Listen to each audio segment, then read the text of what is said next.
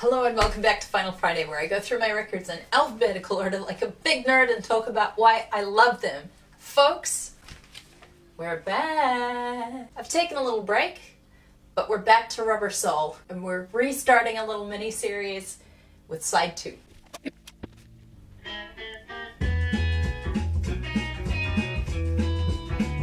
Side 2, Track 1, What Goes On, which is sung by one Richard Starkey. We haven't had one of these yet, so this is pretty exciting. What Goes On is a song that was first written in 1959 by a young John Lennon. It was actually demoed to George Martin when they were pitching songs for their first album, and he deemed it not up to par. However, I happened to find this demo, which I suspect is from that 1963 session. Please let me know if that's not correct, but I'm fairly certain that this is when this demo is from. And it sounds like this. What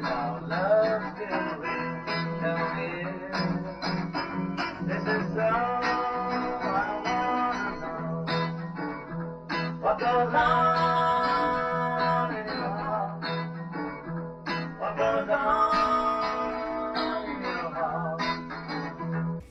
Now, to be honest, when I first heard this demo, I was actually a little bit disappointed because What Goes On, truthfully, is not my favorite song on this album, and the demo feels like it corrects everything that I feel is not.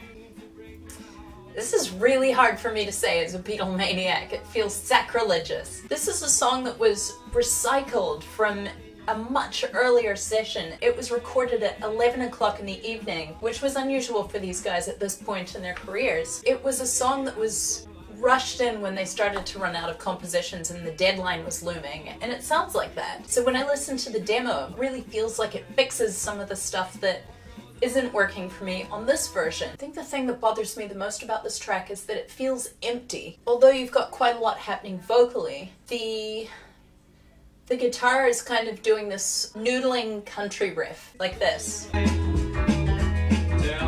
And those bits are fine, but in between that, what the guitar is doing is these like rhythmic placeholders. 1, 2, 3, 4, 1, ba, ba. It serves a rhythmic purpose, but the chords aren't played for long enough for you to actually hear what the chord is. It sounds like there's this sort of cranky gremlin kind of grunting in the background of the track. And sometimes it's out of time as well. It's like they ran out of time to do extra takes. I think it's George playing, and I don't think it's his best work. It feels like it's sort of tripping over itself a little bit. And that's my main issue, I suppose, is that guitar part. It makes the song feel empty. What's establishing the chord is the vocals alone. The guitar isn't really carrying. It's not really fulfilling that purpose. Whereas when you listen to the demo, it's much more guitar heavy, although it's very clearly heavily influenced by John Lennon's love for Buddy Holly. May he rest in peace. I really like the feel that it gives the song. I think the feel better suits the song. So that I don't feel quite so guilty for denigrating the Beatles, so please let me know, what is your least favorite song on this album? Surely I must not be the only one, right? Anyway, I don't want to spend this whole episode talking about what I don't love, because that's no fun. So I thought, because this is the only song in the Beatles catalog that is credited to Lennon, McCartney, Starkey, this might be a really good opportunity to give some love to Ringo Starr. So although he does have writing credits on the song, he was asked in 1966 what his role as a songwriter is in the band, and he said, "I contributed about 5 words to What Goes On, and I haven't done a thing since." But if he did contribute 5 words, I'd hope at least some of them were in this line. Did you mean to break my heart and watch me die? Tell me why. Did you mean to break my heart and watch me die? It's so incredibly melodramatic. He was in a band with 2 or 3 of the best songwriters of the 20th century Western music. So clearly he's not the best songwriter of the group, and he's clearly not the best singer of the group, although I do feel like his voice is very well suited to this song. It has the right degree of mournfulness. So let's dig into what he does really well. Ringo Starr is, first and foremost, a drummer!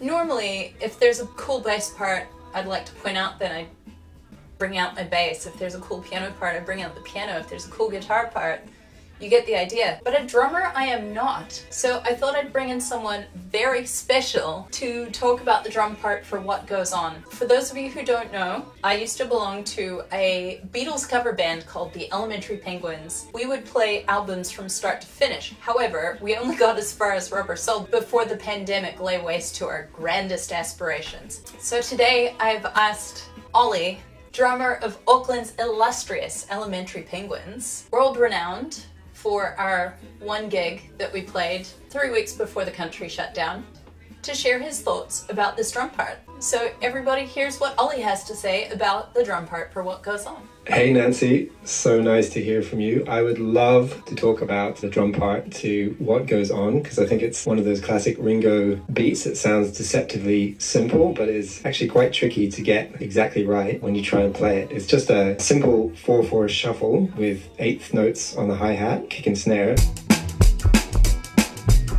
Every bar is exactly the same until you get to the very end when there's a little ba-dum-tsh.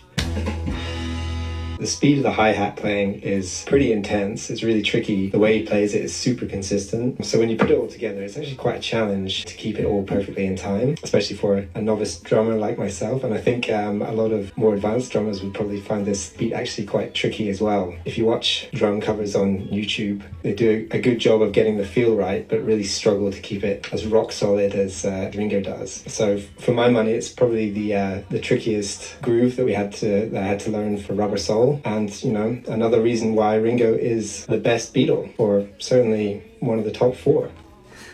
It was really cool to be able to share some space with one of the other penguins. I'm constantly in awe of how drummers can use all 4 limbs concurrently. I mean, I can't always reliably use 2 legs concurrently when I'm walking down the street, and as Ollie mentioned, this groove sounds very simple, but is actually very, very difficult to keep up. Now, Ollie mentioned YouTube covers of this song, and on that note, I was watching a video a few months back in which the YouTuber is talking about trialing a new drummer for his band, and that drummer had the absolute gall to assert that Ringo Starr is an overrated drummer. So he put a challenge to this young upstart to play through the entirety of one of the Beatles songs, start to finish, without slowing down, without losing the feel, without missing any beats. And it was going to be either this song or one with a very similar drum part, Act Naturally. I've reached out to this YouTuber to ask whether I could share some of his story with you folks, and he said yes. So I will let him tell you the rest of the story of what happened when this drummer of his was tasked with keeping up with Ringo Starr. He was like, yeah, but I don't really know any Beatles songs, so that's not fair. And I was like, that's okay, because this particular song has 1 beat through the entire song, and it's 2.5 minutes long. Can you do it? And he's like, sure. What's the beat? The shuffle on the hi-hat is just like this. And so if you add the snare to that, you get... And the kick drum is just on the 1 and 3 beats. And the one thing I know about Ringo is he has like a snappiness to his shuffles. And if you watch him do it live, actually, he looks really relaxed as he's playing this for over 2.5 minutes, and he's singing at the same time. So when I explained all this to this drummer guy, he looked a little bit nervous now because he knew he had to step up. He sounded like this. Like he was trying to find his groove. He started slowing down slightly because you could tell he was starting to get fatigued after only about 30 seconds. He was wavering all over the place. He started to sweat. I started to kind of feel bad for him. He finally just sort of dropped his sticks, laughed. We laughed about it. I bring this all up because there's this opinion that people like to bandy about when they're trying to be edgy, that Ringo Starr isn't a great drummer because he's not flashy, because he doesn't have 13 cymbals and 15 toms, and he doesn't do big fills and he doesn't do solos. If our interactions with Ollie and with the art of guitar have failed to convince you that Ringo Starr is actually amazing, then here, I've prepared for you a montage of musicians fangirling about Ringo Starr. Here it is. And I remember the moment when he started playing. I think it was like Ray Charles, What Did I Say? Most of the drummers couldn't nail the drum part. It was a little difficult to do, but Ringo nailed it. And I remember the moment just standing there and looking at John and then looking at George, and the look on our faces was all like, fucking hell. That was the beginning, really, of the Beatles. 4 drums. That's all Ringo Starr needed. The most timeless drummers are the ones that are the most simple. What Ringo did, he brought drums out from the back and made people listen to them. It was just framed my life. He used his kit in a very different way, a very creative way. Very innovative. There is a different sound to it. I mean, it's a fucking Ringo thing. It's like a style of music. He really had a knack for coming up with really interesting musical parts that became rhythmic hooks. Honestly, if you're a drummer and you can do this and have people dancing, you're a badass. He has the magic touch. You hear his drumming and you know exactly who it is. There are millions upon millions of us out there who not only were influenced, but wanted to be Ringo Starr. Ringo was the coolest one. As all the other drummers say, it just is something so special. Before I leave you, there are two more things. The first is that I would like to talk about a thing that I love about this song, and that is the clashing and resolving harmony at the end of the chorus.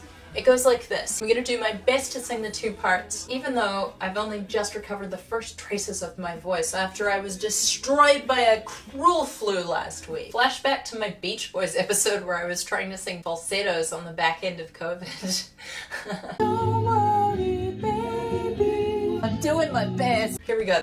What goes on in your mind? That's the first harmony. This is the second harmony. What goes on in your mind? What goes on in your mind? High notes. How cool is that? We clash, we resolve. Tension, release. That's what we humans enjoy in our musical experiences. The second thing that I really like about this song is the walking bass line in these sort of extended middle eight sections that apparently Paul wrote to flesh out the song.